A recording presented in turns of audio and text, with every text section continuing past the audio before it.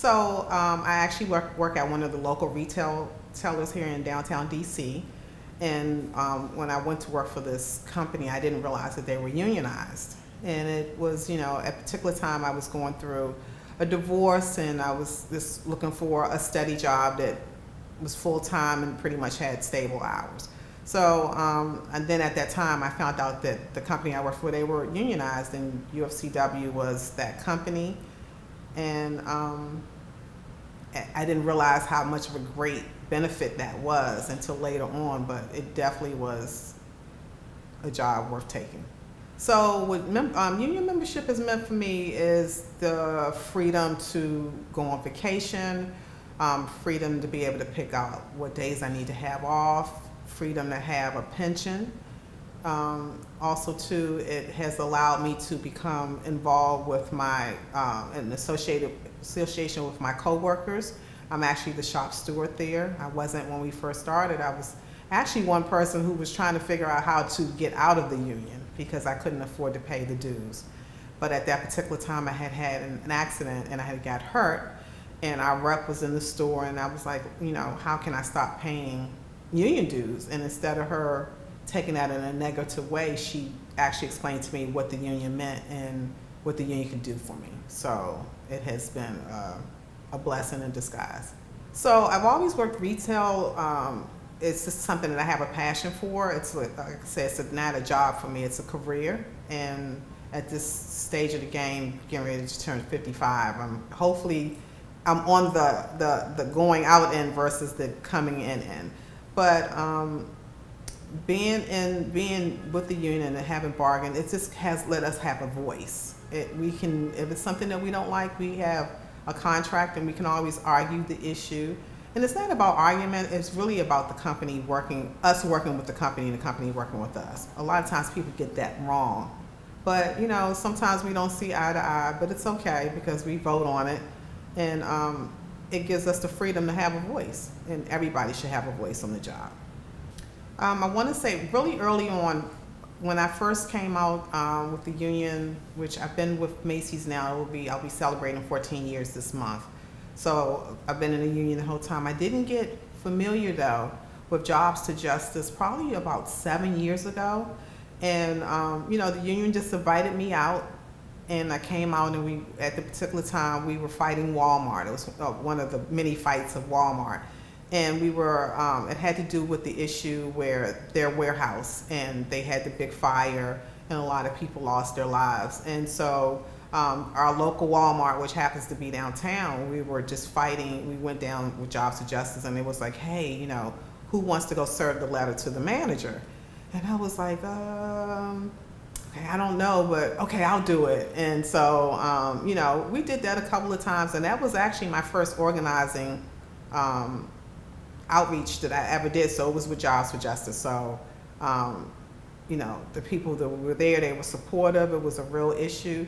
And I don't think that I realized pretty much that first time, but getting involved was the best thing that I could have did. And it has become a passion of mine since then.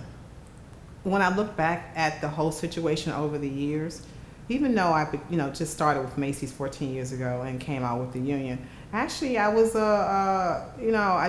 in high school I was student government president, and the reason why they elected me for that was because at a particular time my school was having issues with lunches and dress code and attendance and things like that I realized that the students weren't getting the dignity and respect that they needed to. So I spoke up on those issues. And I got elected, and I remember my principal at the time telling me, your peers really respect you to have elected you for this position. So, it was always in me. It always was there. It's just that between the local union and Jobs for Justice, you guys just, relit the fire that was already there. I like to say it was a biblical moment. It was like Esther, the right person at the right place at the right time. It was scary, but it was the things to come from there. We went from dealing with the issue with Walmart and the warehouses, from dealing with the $15 an hour. We were trying to get minimum wage, to paid family leave, to DC sick leave. So it was the beginning, it was the start to a new beginning that I could have never had imagined. And I wouldn't do anything to ever take that away, and so that's why I'm just glad to have been in the fight with Jobs for Justice. I'm glad that they affiliated with a lot of the different local organizations and the unions that at the time that were in the area and that have become. Some have gone and some have come, and some more will come again because it's, as you know, it's a need for it, and you never know what that need is. But Jobs for Justice has always been there to make sure that they were in the fight, and so I'm just thankful for the organization. Well, because, and more so for the union members, because we already had a contract.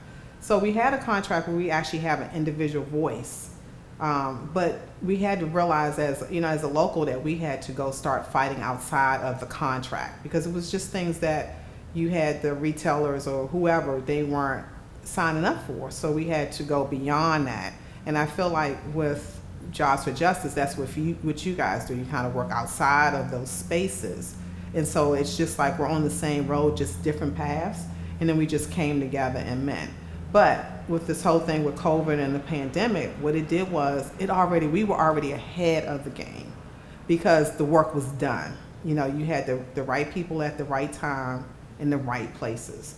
You had the activists, you had your organization, you had the unions. We just came together because we realized that we were all fighting for the same thing, but that we were stronger together than apart. So, the sick leave we already had when COVID came, the minimum wage, we already had that. We had the paid time off. Paid family leave is already installed, so we're way ahead of the game for to be a capital city, which we should be. It's a lot of people who should be where we are. Unfortunately, they're not, and we're trying to still fight to get them there. But I know that I'm in a better place because of it than if not. And so I'm just waiting to see what the next fight and the next battle is going to be. Like you said, with the housing issue, just imagine if we didn't have the minimum wage in place, or how many people will be losing their jobs with the as far as when unemployment stops, if they're trying to be at home and take care of their loved ones, their children, the child care, all the domestic disputes and everything that's going on. But because we have that paid family leave that we all fought for in place, people are going to be saved and jobs are going to be kept. And families are going to be taken care of, which is more important. Well, when I came, I don't know how it was before I came in, but when I came in, we were all one family. If I was at an event, somebody else was there at an event. It was like the call was made and folks showed up from the teachers union. They were there, we were here. We were in Virginia, we were in Montgomery County, because we're so, the DMV, we're so small. And not only that, I've also worked on some issues with Jobs for Justice International, because actually this is all global. This is a global issue. It's an international issue. People think that it's local, but it's not just local. As you know, it's local, then it's state, especially with DC being not a state. So it goes all the way up the food chain. And it's just a matter of you getting in where you fit in at and just continuing to build that chain. I think the biggest issue is, like you said, it's housing. It's going to be housing. A lot of downtown where I'm at, a lot of the businesses have closed. And to that point where, people say, well, workers are not coming back to work because of unemployment. Well, I'm here to tell you that workers are not coming back to work because the biggest thing that when I really thought about Jobs with Justice, Jobs with Justice. Jobs with Justice, means to me jobs with people are treated with dignity and respect. It's not just because I have a job or I'm a worker and people feel like, oh, you should just be happy to have those things. I am happy to have those things. But in essence, everybody should be treated with dignity and respect. Now, the bottom line is that you might not like me, and it's okay, but I do need you to treat me with dignity and respect.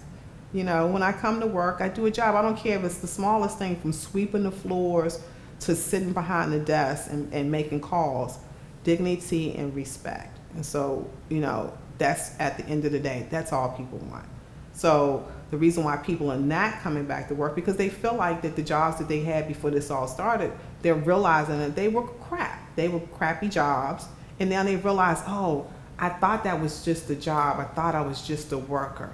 But no, I'm more than just a job. I'm more than just a worker. I'm actually an individual who has a purpose. Every job has purpose, and I'm here to fulfill a job, but I feel like I'm not getting that decency and respect. And so I feel like that's where this is going to have to go, to be able to get people from unemployment back into the jobs, to hopefully with the owners and, you know, the big companies and the CEOs and, you know, all of that, the stockholders, that they realize that we have to start treating people better when it comes to their jobs. And so that's the big issue to me, and I think that's a big issue to a lot of my coworkers. I don't think I know, with the whole thing about, if somebody's positive on the job, you don't have to tell us who it is, but you need to let us know that we're exposed to it. Make it feel like that you care about our safety, that it's not just about making money, because we're here to do the jobs. But if we feel like that we're not safe and we can't trust you, then no matter how much money you give us or whatever, we're tired of it. We're going to stand up and we're going to say enough is enough, and this is what you end up with. You end up with not enough workers. So, you know, we were doing that. I was doing that before COVID. When COVID happened, a lot of things had changed. And it actually took one of my mentors actually passing that was in the fight to let me realize that, you know, it was so much positive work there that I can't take a vacation from it.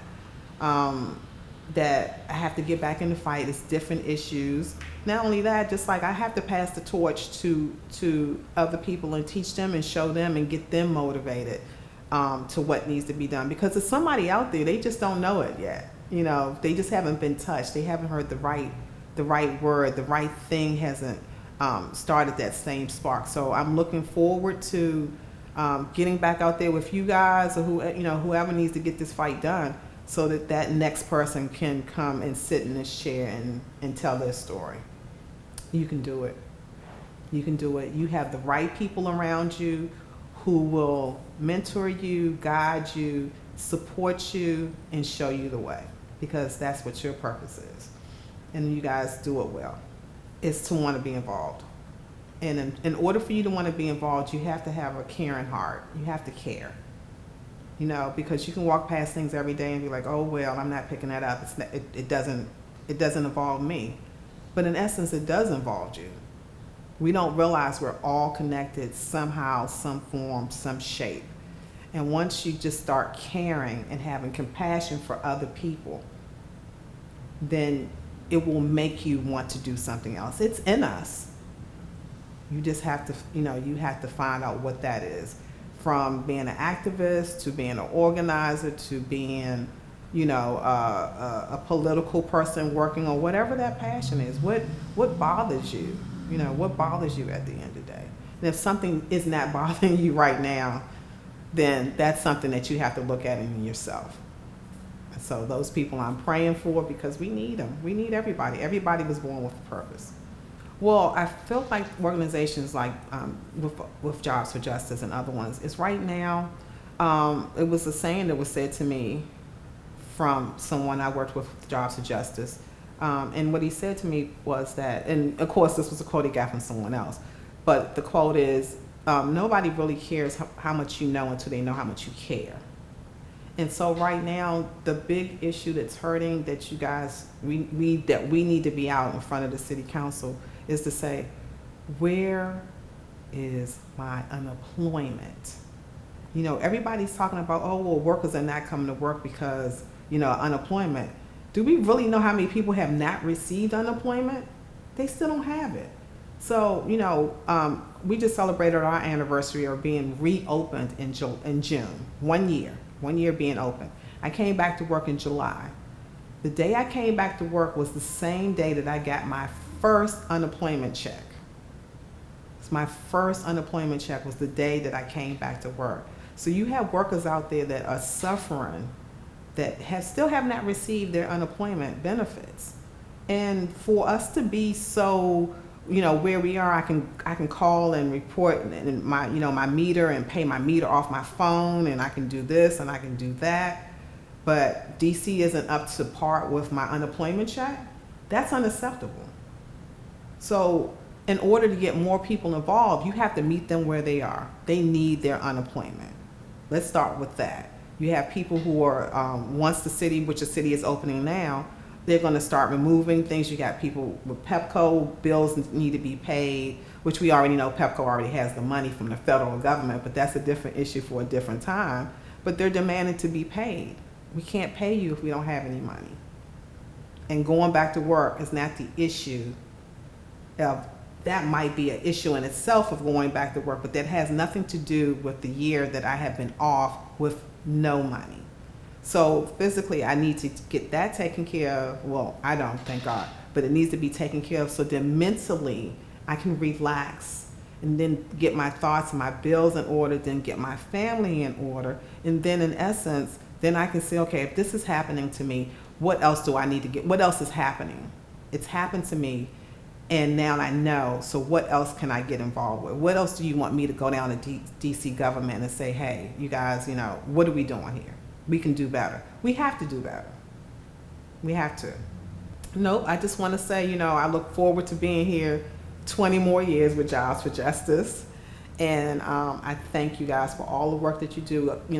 Places have changed, people have changed, faces have changed, but the core journey of Jobs for Justice has not changed. And I just want to say, salute to another 20 years.